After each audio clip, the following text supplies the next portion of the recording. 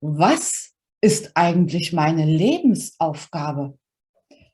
Zumindest, wenn du zu den Best Agent gehörst, also ich sag mal 40, Mitte 40 plus, hast du dir sicher diese Frage schon einmal gestellt. Darum soll es im heutigen Video gehen.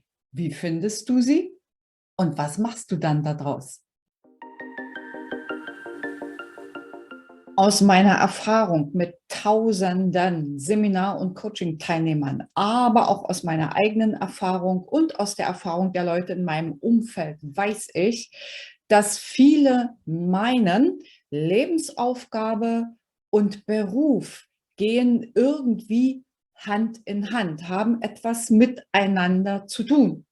Meine Antwort darauf nach bisheriger Erfahrung: Ja und nein. Es kann damit etwas zu tun haben, wenn du einen Beruf ausübst, der für dich zeitgleich Berufung ist. Um das beispielhaft etwas plastischer und vorstellbarer zu machen, nehme ich mich mal als Beispiel. Man hat mir schon als Kind in der Schulzeit gesagt, ich hätte ein Händchen dafür, komplizierte Dinge einfach zu erklären. Und so waren mitunter Mitschüler, die mich nach dem Unterricht fragten, du kannst du mir das und das nochmal erläutern. Also habe ich späterhin auch auf Drängen aus meinem Elternhaus Berufspädagogik studiert, Fachrichtung Mathematik und Informatik. Berufung? Nein, war es nicht. Ich habe sehr schnell, schon nach wenigen Wochen gemerkt, dass das starre System einer Schule überhaupt nicht mit meinem Freiheitsdrang in Übereinstimmung zu bringen ist. Also habe ich schon nach 4 Monaten das Handtuch geworfen und mich beruflich umorientiert. Ich bin dann immer hin und her geswitcht zwischen eher Aufgaben im pädagogischen Bereich, sprich Erwachsenenqualifizierung, und in der EDV, weil ich das nun einmal auch studiert hatte als EDV-Ingenieurin. Hin und her. Nichts davon war wirklich meine Berufung. Auch wenn mein gesamtes Umfeld, sprich meine Familie, mein damaliger Ehemann, aus Gründen, die nachvollziehbar sind. Es ging schließlich um die Sicherheit unserer Familie, zu der damals 2 schulpflichtige Kinder gehörten.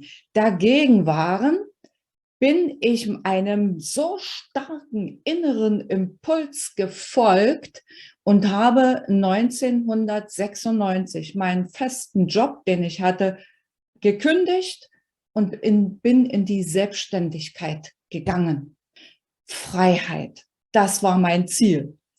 Dass ich so frei auch in der Selbstständigkeit nicht war, wie ich mir anfangs habe vorstellen können, ist eine andere Geschichte, steht auf einem anderen Blatt. Auf jeden Fall wurde mir eines ganz klar. Es geht darum, den starken inneren Impulsen zu folgen, um deiner Lebensaufgabe näher zu kommen. Was sind die Hindernisse auf dem Weg?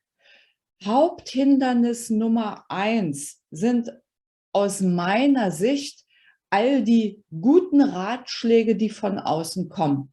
Wichtig ist das, was aus deinem tiefsten Inneren kommt. So wie bei mir dieser Impuls, geh in die Selbstständigkeit, egal was für Risiken und Gefahren damit verbunden sind. Und ich sage es ganz offen, selbstständig hieß bei mir oft selbst und ständig und hieß auch oft Einkommen, was hoch und niedrig war, sowohl als auch. Zweites Hindernis sind tief verankerte Glaubenssätze und daran gekoppelte Wertesysteme. Wenn du als Frau zum Beispiel aus deiner Herkunftsfamilie den Impuls hast, eine Frau hat so und so viele Jahre, wenn Kinder geboren sind, zu Hause zu bleiben und sich um die Familie zu kümmern und, dann ist das ein riesiges Hindernis für das, was eigentlich, da steckt eigen dahinter, in dir steckt. Es gilt, diese Glaubensmuster und auch Wertesysteme zu überprüfen.